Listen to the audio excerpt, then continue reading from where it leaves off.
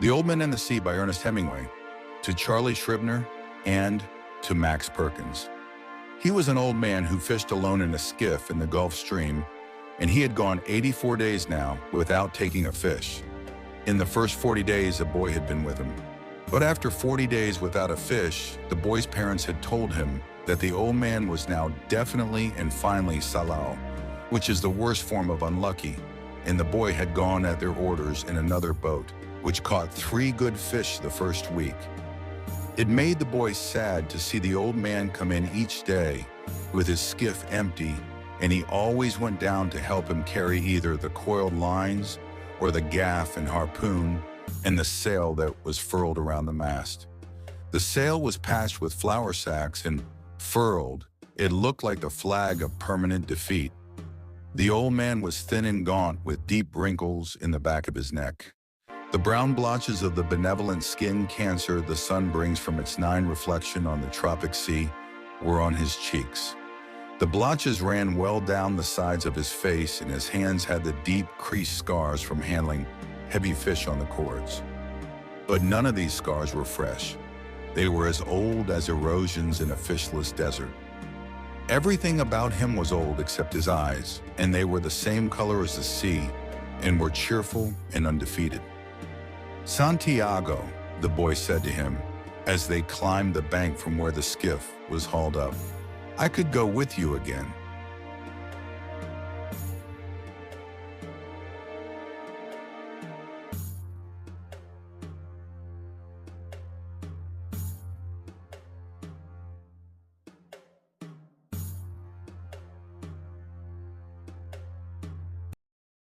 Skiff was hauled up. "I could go with you again. We've made some money." The old man had taught the boy to fish, and the boy loved him. "No," the old man said. "You're with a lucky boat. Stay with them. But remember how you went 87 days without fish, and then we caught big ones every day for 3 weeks?" "I remember," the old man said. "I know you did not leave me because you doubted. It was Papa made me leave. I am a boy and I must obey him." "I know," the old man said. "It is quite normal. He hasn't much faith." 10. "No," the old man said. "But we have, haven't we?" "Yes," the boy said. "Can I offer you a beer on the terrace, and then we'll take the stuff home?" "Why not?" the old man said. "Between fishermen." They sat on the terrace, and many of the fishermen made fun of the old man, and he was not angry. Others of the older fishermen looked at him and were sad, but they did not show it, and they spoke politely about the current and the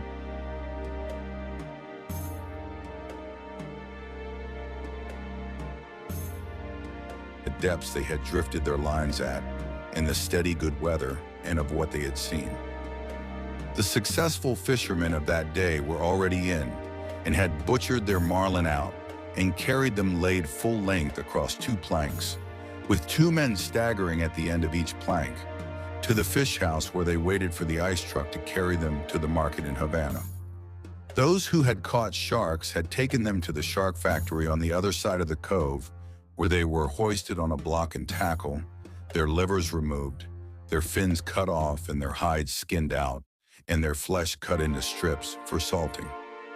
When the wind was in the east, a smell came across the harbor from the shark factory, but today their 11 was only the faint edge of the odor, because the wind had backed into the north and then dropped off, and it was pleasant and sunny on the terrace. "Santiago," the boy said. "Yes," the old man said. He was holding his glass and thinking of many years ago. "Can I go out to get sardines for you for tomorrow?" "No, go and play baseball. I can still row and Rogelio will throw the net." "I would like to go, if I cannot fish with you. I would like to serve in some way." "You bought me a beer," the old man said. "You are already a man." "How old was I when you first took me in a boat?" "5, and you nearly were killed when I brought the fish in too green, and he nearly tore the boat to pieces." "Can you remember?"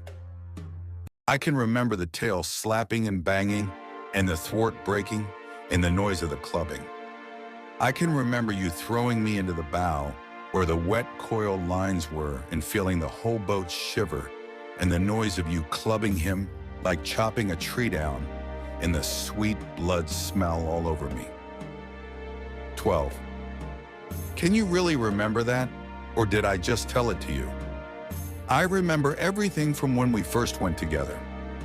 The old man looked at him with his sunburned, confident, loving eyes. If you were my boy, I'd take you out and gamble, he said. But you are your father's and your mother's, and you are in a lucky boat. May I get the sardines? I know where I can get 4 baits, too. I have mine left from today. I put them in salt in the box. Let me get 4 fresh ones. 1, the old man said. His hope and his confidence had never gone, but now they were freshening as when the breeze rises. 2, the boy said. 2, the old man agreed. You didn't steal them? I would, the boy said, but I bought these. Thank you, the old man said. He was too simple to wonder when he had attained humility, but he, 13, knew he had attained it, and he knew it was not disgraceful, and it carried no loss of true pride. Tomorrow is going to be a good day with this current, he said. Where are you going? The boy asked. Far out to come in when the wind shifts. I want to be out before it is light. I'll try to get him to work far out, the boy said. Then if you hook something truly big, we can come to your aid. He does not like to work too far out. No, the boy said, but I will see something that he cannot see, such as a bird working, and get him to come out after dolphin. Are his eyes that bad? He is almost blind. It is strange, the old man said. He never went turtling. That is what kills the eyes. But you went turtling for years off the Mosquito Coast and your eyes are good. I am a strange old man. But are you strong enough now for a truly big fish? I think so, and there are many tricks. 14. Let us take the stuff home, the boy said, so I can get the cast net and go after the sardines. They picked up the gear from the boat. The old man carried the mast on his shoulder, and the boy carried the wooden boat with the coiled, hard-braided brown lines, the gaff and the harpoon with its shaft. The box with the baits was under the stern of the skiff, along with the club that was used to subdue the big fish when they were brought alongside. No one would steal from the old man, but it was better to take the sail and the heavy lines home, as the dew was bad for them. And though he was quite sure no local people would steal from him, the old man thought that a gaff and a harpoon were needless temptations to leave in a boat. They walked up the road together to the old man's shack and went in through its open door. The old man leaned the mast with its wrapped sail against the wall, and the boy put the box and the other gear beside it. The mast was nearly as long as the one room of the shack.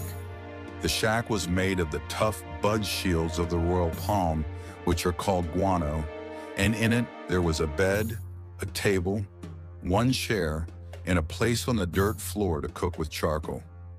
On the brown walls of the flattened, overlapping leaves of the sturdy fibered 15 guano, there was a picture in color of the Sacred Heart of Jesus and another of the Virgin of Cobre. These were relics of his wife. Once there had been a tinted photograph of his wife on the wall, but he had taken it down because it made him too lonely to see it, and it was on the shelf in the corner under his clean shirt. What do you have to eat? The boy asked. A pot of yellow rice with fish. Do you want some? No, I will eat at home. Do you want me to make the fire? No, I will make it later on, or I may eat the rice cold. May I take the cast net? Of course. There was no cast net, and the boy remembered when they had sold it, but they went through this fiction every day. There was no pot of yellow rice and fish, and the boy knew this too. 85 is a lucky number, the old man said. How would you like to see me bring one in that dressed out over 1,000 pounds? I'll get the cast net and go for sardines. Will you sit in the sun in the doorway? 16. Yes, I have yesterday's paper, and I will read the baseball. The boy did not know whether yesterday's paper was a fiction too, but the old man brought it out from under the bed. Perico gave it to me at the bodega, he explained. I'll be back when I have the sardines. I'll keep yours and mine together on ice, and we can share them in the morning. When I come back, you can tell me about the baseball. The Yankees cannot lose. But I fear the Indians of Cleveland. Have faith in the Yankees, my son. Think of the great DiMaggio. I fear both the Tigers of Detroit and the Indians of Cleveland. Be careful or you will fear even the Reds of Cincinnati and the White Sox of Chicago. You study it and tell me when I come back. Do you think we should buy a terminal of the lottery with an 85? Tomorrow is the 85th day. We can do that, the boy said. But what about the 87 of your great record? 17. It could not happen twice. Do you think you can find an 85? I can order one. One sheet. That's $2.50. Who can we borrow that from? That's easy. I can always borrow $2.50. I think perhaps I can too, but I try not to borrow. First you borrow, then you beg. Keep warm, old man, the boy said. Remember, we are in September, the month when the great fish come, the old man said. Anyone can be a fisherman in May. I go now for the sardines, the boy said. When the boy came back, the old man was asleep in the chair and the sun was down. The boy took the old army blanket off the bed and spread it over the back of the chair and over the old man's shoulders. They were strange shoulders, still powerful although very old, and the neck was still strong too, and the creases did not show so much when the old man was asleep and his head fallen forward. His shirt had been patched so many times that it was like the sail, and the patches were faded to many different shades by the sun. The 18-old man's head was very old though, and with his eyes closed, there was no life in his face. The newspaper lay across his knees and the weight of his arm held it there in the evening breeze. He was barefooted. The boy left him there, and when he came back, the old man was still asleep. "Wake up, old man," the boy said and put his hand on one of the old man's knees. The old man opened his eyes, and for a moment he was coming back from a long way away. Then he smiled. "What have you got?" he asked. "Supper," said the boy. "We're going to have supper. I'm not very hungry." "Come on and eat. You can't fish and not eat." "I have," the old man said, getting up and taking the newspaper and folding it. Then he started to fold the blanket. "Keep the blanket around you," the boy said. "You'll not fish without eating while I'm alive." "Then live a long time and take care of yourself," the old man said. "What are we eating?" "Black beans and rice, fried bananas, and some stew." 19. The boy had brought them in a 2-decker metal container from the terrace. The 2 sets of knives and forks and spoons were in his pocket with a paper napkin wrapped around each set. "Who gave this to you?" "Martin, the owner." "I must thank him." "I thanked him already," the boy said. "You don't need to thank him." "I'll give him the belly meat of a big fish," the old man said. "Has he done this for us more than once?" "I think so." "I must give him something more than the belly meat then. He is very thoughtful for us." "He sent 2 beers. I like the beer in cans best." "I know, but this is in bottles. Hatway beer, and I take back the bottles." "That's very kind of you," the old man said. "Should we eat?" "I've been asking you to," the boy told him gently. "I have not wished to open the container until you were ready." 20. "I'm ready now," the old man said. "I only needed time to wash." Where did you wash? The boy thought. The village water supply was 2 streets down the road. I must have water here for him, the boy thought, and soap and a good towel. Why am I so thoughtless? I must get him another shirt and a jacket for the winter, and some sort of shoes and another blanket. "Your stew is excellent," the old man said. "Tell me about the baseball," the boy asked him. "In the American League, it is the Yankees, as I said," the old man said happily. "They lost today," the boy told him. "That means nothing. The great DiMaggio is himself again. They have other men on the team, naturally, but he makes the difference. In the other league, between Brooklyn and Philadelphia, I must take Brooklyn. But then I think of Dick Sisler and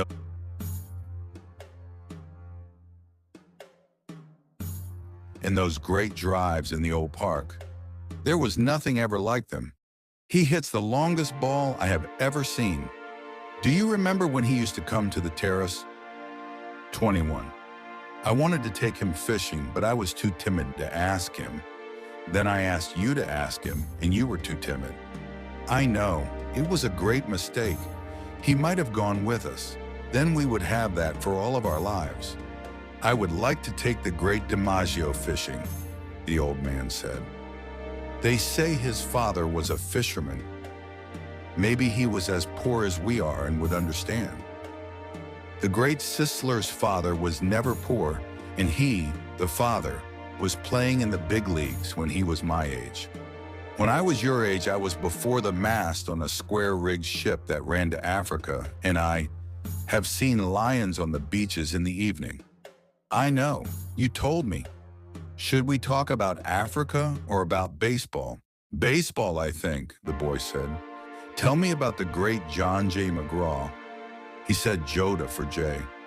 "He used to come to the terrace sometimes too in the older days, but he was rough and harsh-spoken and difficult when he was drinking. His mind was on horses as well as baseball. At least he carried lists of 22 horses at all times in his pocket and frequently spoke the names of horses on the telephone. He was a great manager," the boy said. "My father thinks he was the greatest." "Because he came here the most times," the old man said. "If Durocher had continued to come here each year, your father would think him the greatest manager." "Who is the greatest manager, really?